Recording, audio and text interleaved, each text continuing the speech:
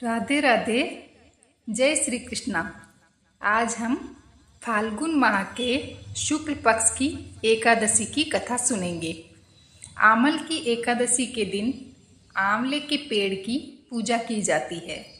ऐसा कहा जाता है कि आंवले के पेड़ में भगवान विष्णु का वास होता है।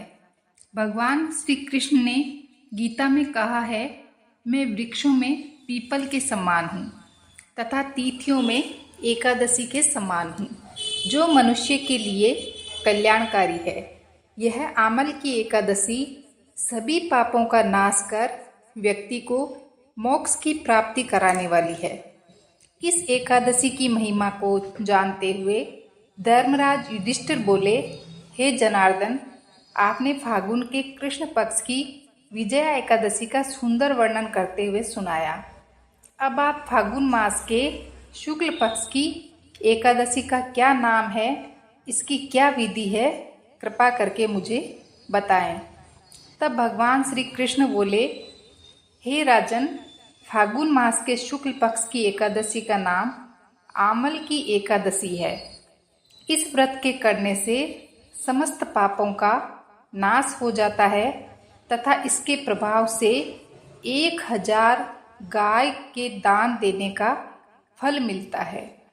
इस व्रत के करने से सारे पाप नष्ट होते हैं। हे राजन, अब मैं आपको महर्षि वशिष्ठ जी द्वारा राजा मांधाता को सुनाई गई पौराणिक कथा सुनाता हूँ। ध्यानपूर्वक सुनिए।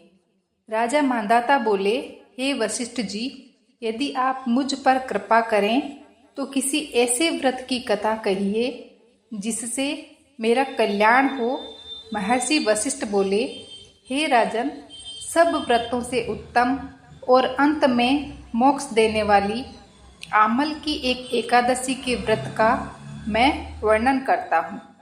एक वैदिक नाम का नगर था जिसमें ब्राह्मण, क्षत्रिय, वैश्य और शूद्र चारों वर्ण आनंद से रहते थे। उस नगर में सदैव ध्वनि वेदों की गूंजती रहती थी तथा पापी, दुराचारी, नास्तिक लोग उस नगर में नहीं रहते थे। उस नगर में चैत्र नामक चंद्रवंशी राजा राज्य करता था।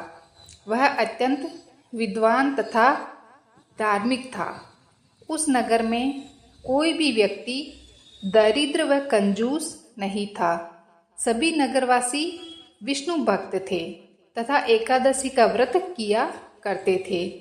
एक समय फागुन मास के शुक्ल पक्ष की आमल की एकादशी आई।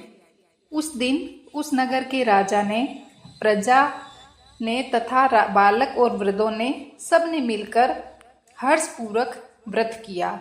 राजा अपनी प्रजा के साथ मंदिर में जाकर कुंभ स्थापित करके धूप, दीप, नैवेद्य, पंचरत्न आदि से आंवले का पूजन करते हुए कहने लगा, हे धात्री, तुम ब्रह्म स्वरूपिणी हो, तुम ब्रह्मा जी द्वारा उत्पन्न हुई हो और समस्त पापों का नाश करने वाली हो।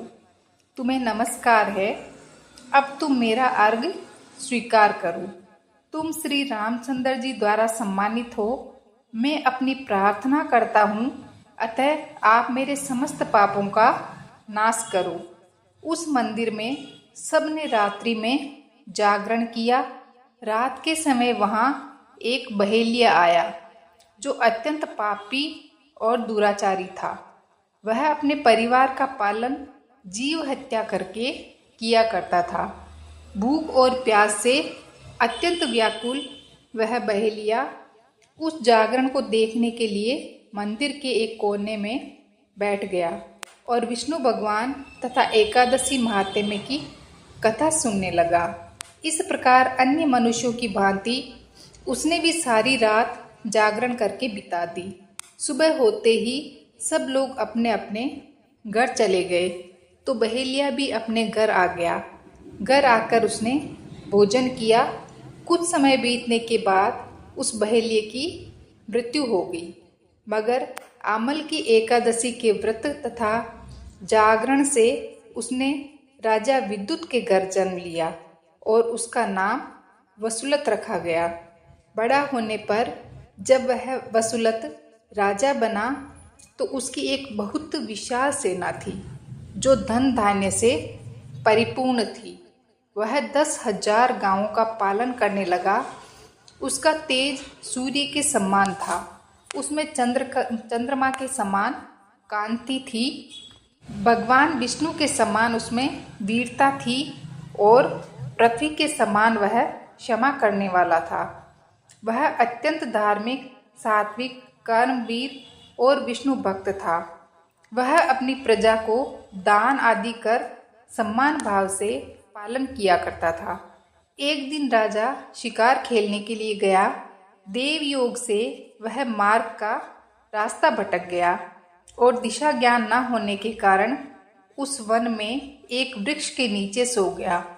थोड़ी देर बाद पहाड़ी से वहां कुछ डाकू आए और राजा को अकेला देखकर मारो मारो कहते हुए उसकी ओर दौड़ पड़े।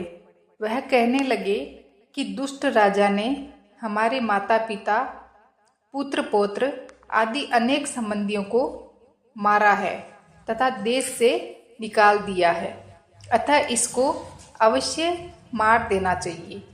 ऐसा कहकर वह डाकू राजा को मारने दौड़े। अनेक प्रकार के अस्त्र शस्त्र उसके ऊपर फेंके। यह सब अस्त्र शस्त्र राजा के शरीर पर गिरते ही नष्ट हो जाते और उनका वार पुष्प के समान प्रतीत होता। अब उन डाकुओं के अस्त्र शस्त्र उल्टा उन्हीं पर प्रहार करने लगे, जिससे वह डाकू मूर्छित होकर गिरने लगे। उसी समय राजा के शरीर से एक दिव्य स्त्री उत्पन्न हुई। वह स्त्री अत्यंत सुंदर होते हुए भी उसकी भ्रुकुटी टेढ़ी थी। उसकी आंखों से लाल लाल अग्नि निकल रही थी, जिससे वह दूसरे काल के समान प्रतीत होती थी।